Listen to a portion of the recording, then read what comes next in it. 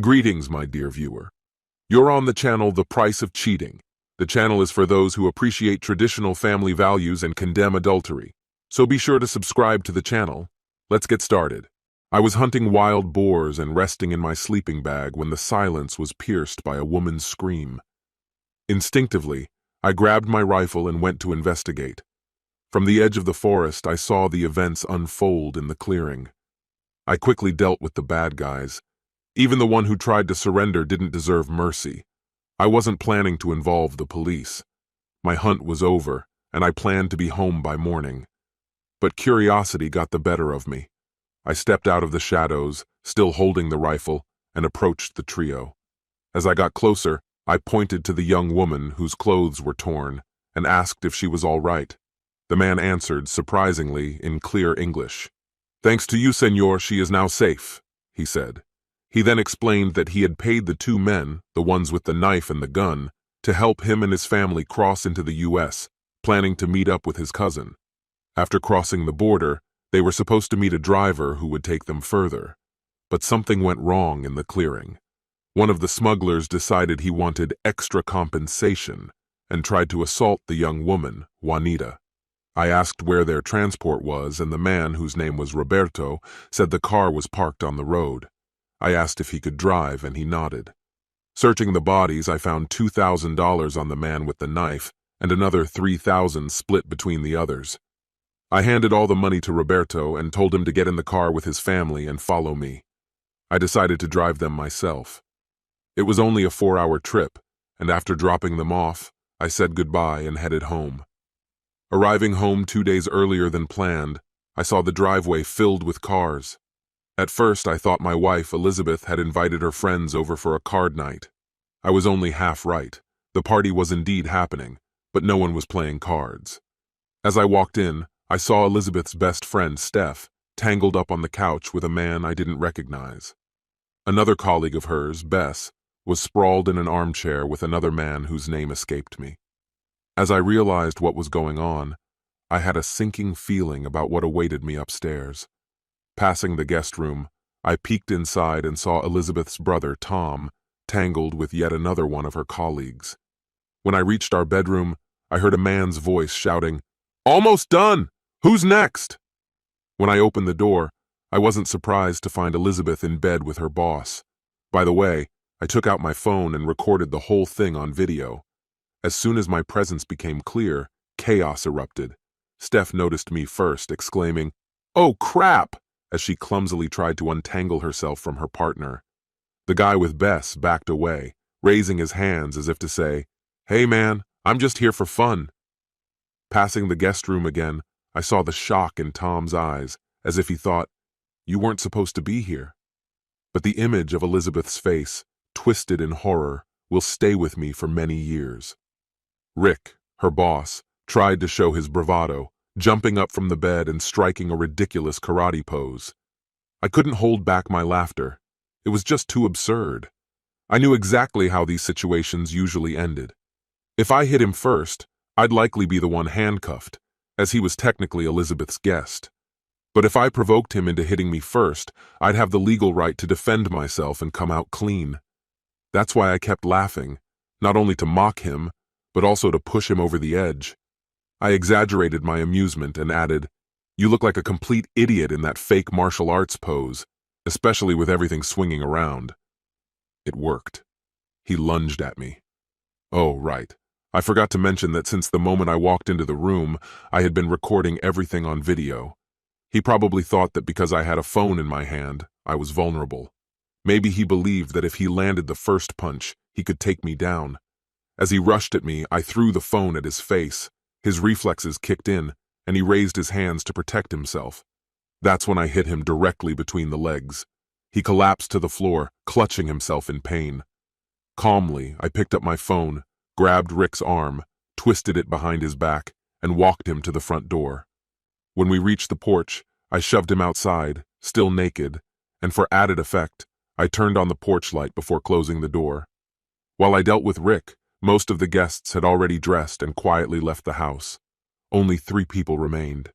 Tom, who said he stayed to make sure I wouldn't harm his sister, Steph, who offered emotional support in case it was needed, and of course, Elizabeth.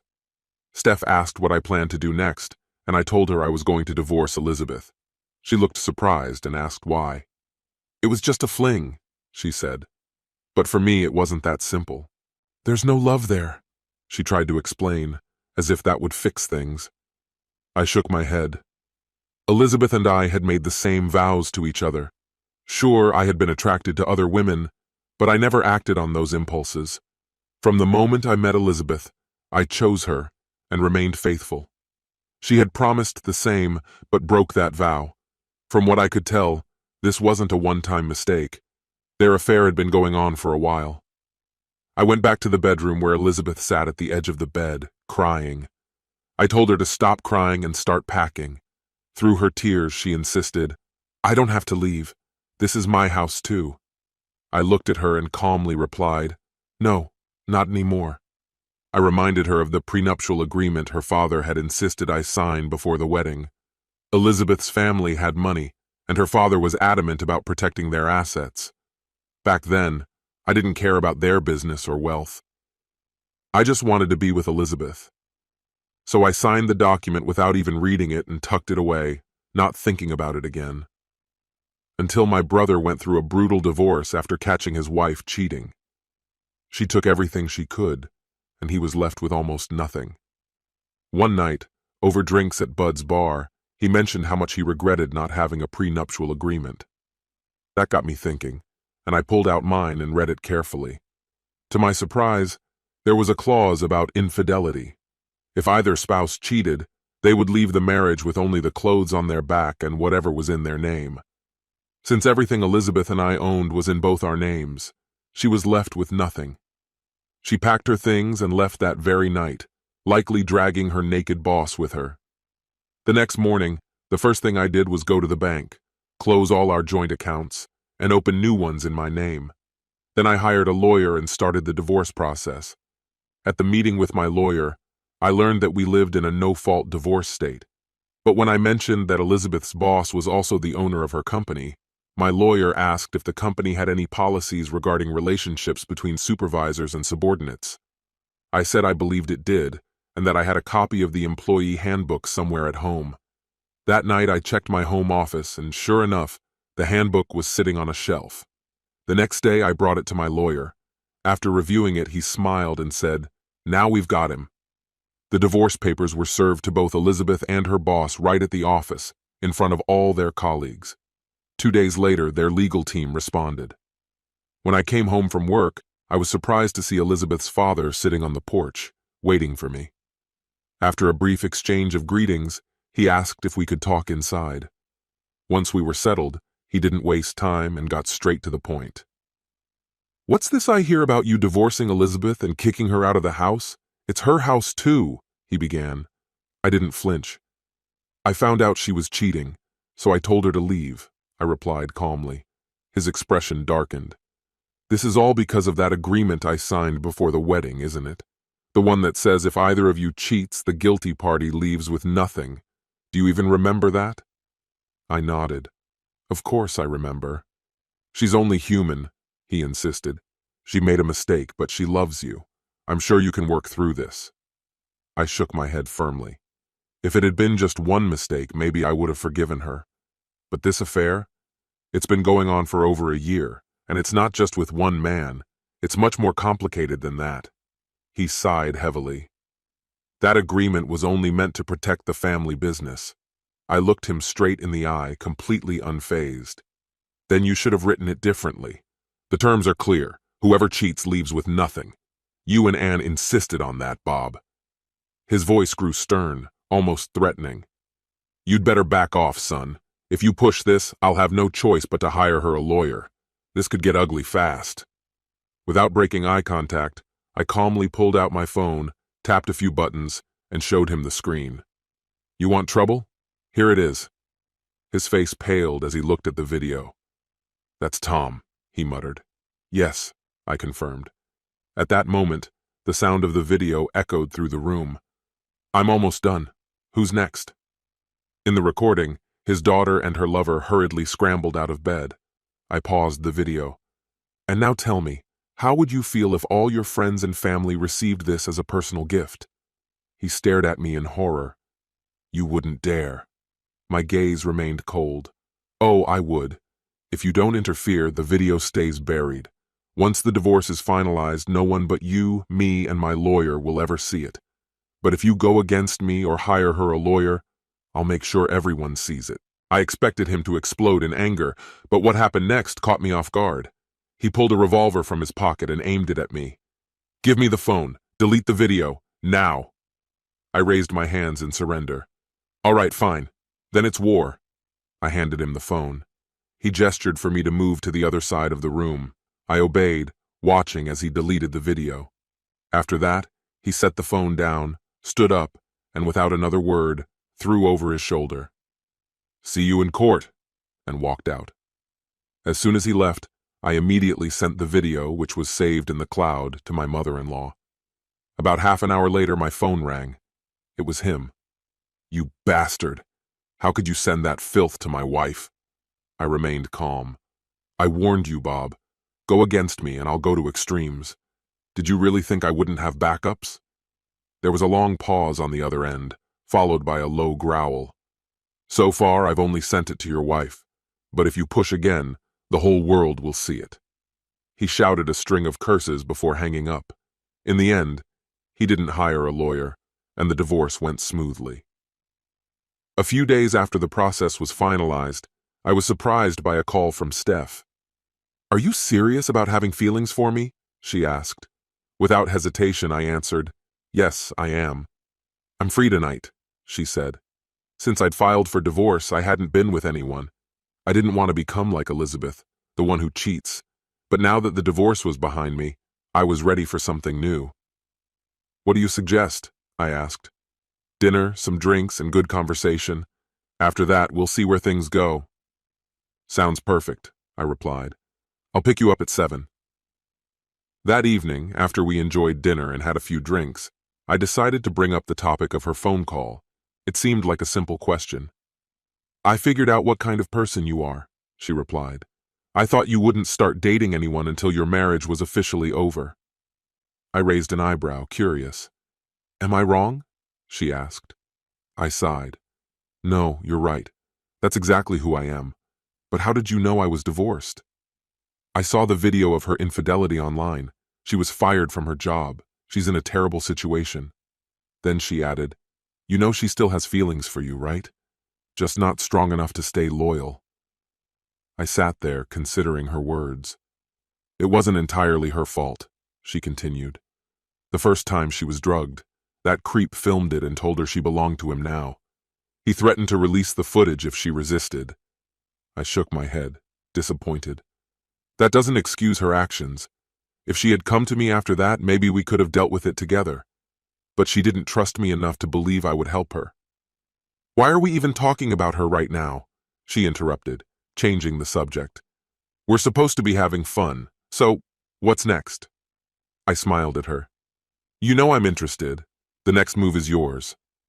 Your place or mine? She teased. Mine is closer, I said, glancing around. Then what are we still doing here? The night continued, full of unexpected moments of intimacy. When we finally got to bed, I thought I was done for the night. But then she turned to me with a mischievous glint in her eye. Do you think you have one more round in you? She asked. I hesitated, unsure. I'm not sure. I usually call it a night once I'm in bed. She smiled. Want to bet I can change that? I shrugged. Give it a try. It took a bit of effort, but she succeeded. Afterward, I told her I'd have to rely on her guidance since I didn't have much experience with this kind of thing. She looked at me with surprise and interest. Why are you looking at me like that? I asked. She laughed softly. Because she enjoyed being with you this way, but she never did this with you.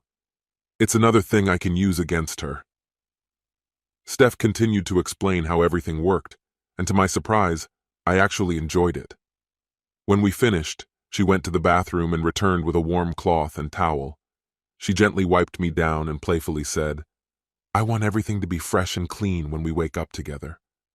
That was the first sign she planned to stay the night. Out of curiosity, I asked, What are your plans for tomorrow?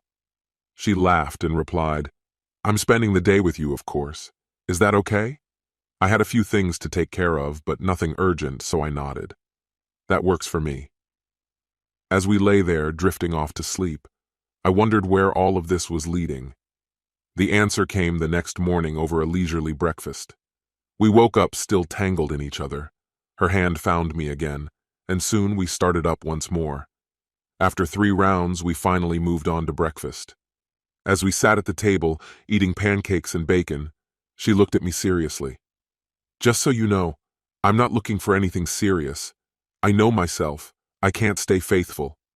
Her honesty didn't catch me off guard. I had no expectations, so I nodded. That's fine with me. We spent the rest of the weekend testing our limits, exhausting ourselves completely. By the time Sunday came around and she left, I was drained in every sense.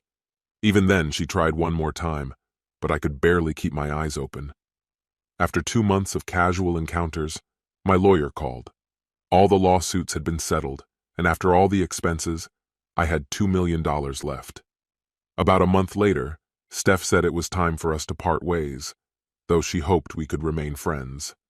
I agreed without any hard feelings. Over the next 5 months, I dated a few women, had fun, but didn't find anyone I wanted to commit to. I was content, but nothing lasted long.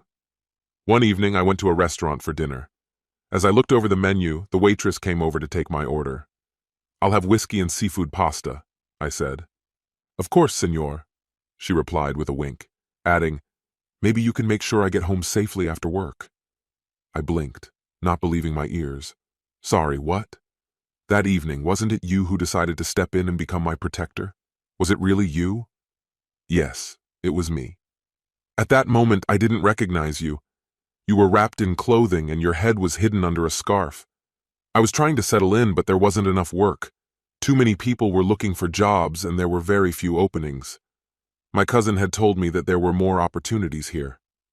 She glanced at the clock and said, I need to go and place your order. Maybe we can continue this conversation later, she added, walking away. As she disappeared into the distance, I couldn't help but notice that her figure was just as captivating as her face. I thought that talking to her later might not be such a bad idea. That evening, I walked her home, and 3 years have passed since then. She has given me 2 sons, and I am happy. This concludes the story. If you like it, then put your powerful like and subscribe to the channel.